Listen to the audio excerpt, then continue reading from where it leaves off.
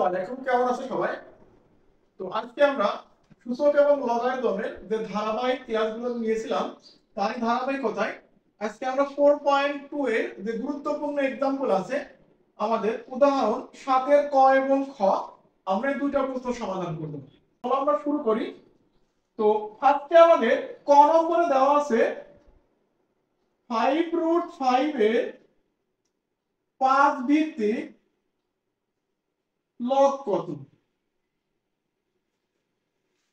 তো ক নম্বরে দেওয়া আছে 5√5 এর 5 ভিত্তিক লগ এর মান কত হবে।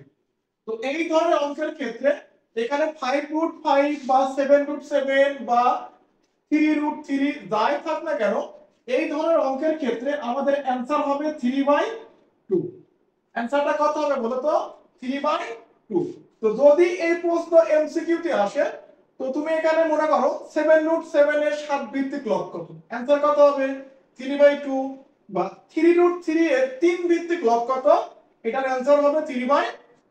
তাহলে এমসিকিউ তে আসলে তুমি একবার উত্তর দাগে দিবা 3/2।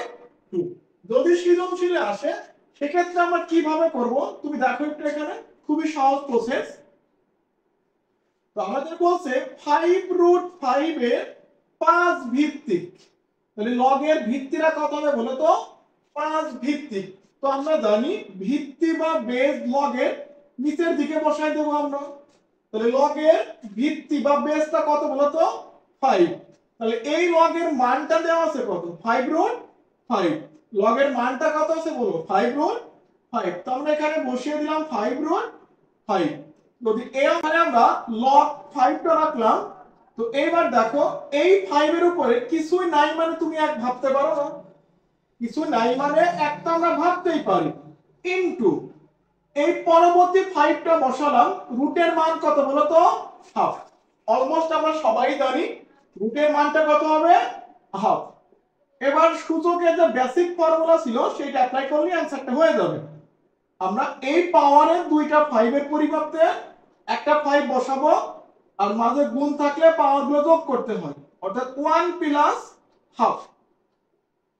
তো log 5 to the power 5 to the power, যদি এটা লসাগু করো 1 আর হাফ, লসাগু করলে কত হবে বলো তো? 3/2। যদি 1 আর হাফ এর লসাগু করো কত আসবে? 3/2। তো 3/2 টা যদি আমরা সামনে মুভ করাই আমাদের যে সূত্রটা ছিল নরমালি, তাহলে আমাদের অ্যানসার আসছে কত বলো তো? 3/2 আর বেজ যাওয়ার পর মিলে গেলে কত হবে? 1 হবে। তো ফাইনালি আমাদের অ্যানসার থাকছে 3/2। তো আশা করি তোমাদের এখানে সব সূত্রগুলো মনে আছে। তো এইগুলো আমি সূত্রগুলো রিপিট করলাম না, এটা খুবই সহজ একটি প্রসেস। তাহলে তোমরা বাসায় এখানে 5√5 এর পরিবর্তে 7√7 এর 7 ভিত্তিক লগ এর মান কত, অলমোস্ট অ্যানসার 3/2 হবে। তোমরা এটা তাও বের করবা, দেখবা অ্যানসারটা 3/2 মিলাইতে পারো কিনা। তো আমাদের খ নম্বরে দেওয়া আছে 400 এর লগ 4 হলে ভিত্তি কত। তোমার কাছে কিসের মান চেয়েছে বলো তো? ভিত্তির মানটা চেয়েছে। তো আমরা এখানে ভিত্তি বা বেস ধরে নেব, যে ধরি ভিত্তি সমান সমান কি ধরলাম বলো তো? এ। আমরা ভিত্তির মানটা কত ধরে নিয়েছি? এ। আর আমরা সবাই জানি বেস বা ভিত্তিটা লগের নিচের দিকে বসাইতে হয়।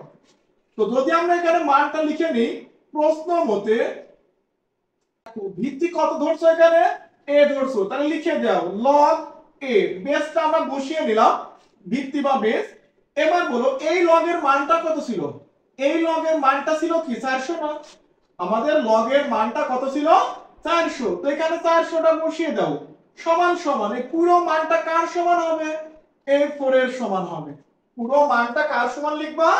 4 এর সমান লিখবা। ভালো করে বুঝো এটা। এখানে ভিত্তি ধরছি কত? a, আর লগের মান দেওয়া ছিল 400, আর পুরো ভ্যালুটা কার সমান? 4 এর সমান।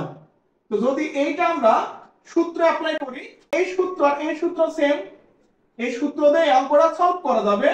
তো কিভাবে লিখতাম আমরা? n টাকে x এর স্থানে মুভ করাতাম, আর x টাকে n এর স্থানে, আর এই জন্য লগটা ভ্যানিশ হয়ে যেত।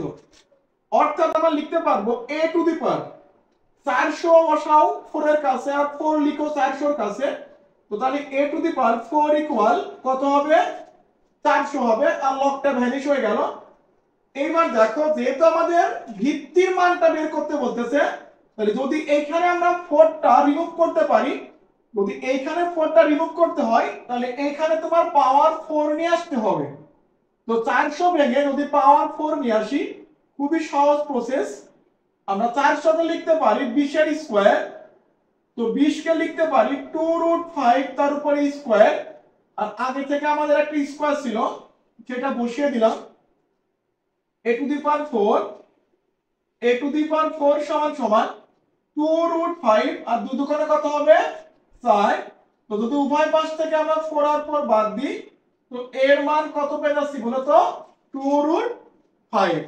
2√5 আশা করি বুঝতে তো এটা আমাদের 20 এর ভাঙলি কত হবে 2√5। এই দেখো এই 2 যদি 2 দ্বারা গুণ করো 2 দুগুণে 4 আর √5 দুইবার গুণ করলে 5 আর 4 পাশে কত হবে 20 হবে। আশা করি বুঝতে পেরেছো। আর এই পাওয়ারটা এখানে বসিয়ে দিয়েছি। তাইলে আমাদের লগের ভিত্তি কত হবে 2√5। তো লাস্টে লিখে দাও ভিত্তি 2√5। এটা হচ্ছে আমাদের ফাইনালি অ্যানসার। আশা করি সবাই বুঝতে পেরেছো।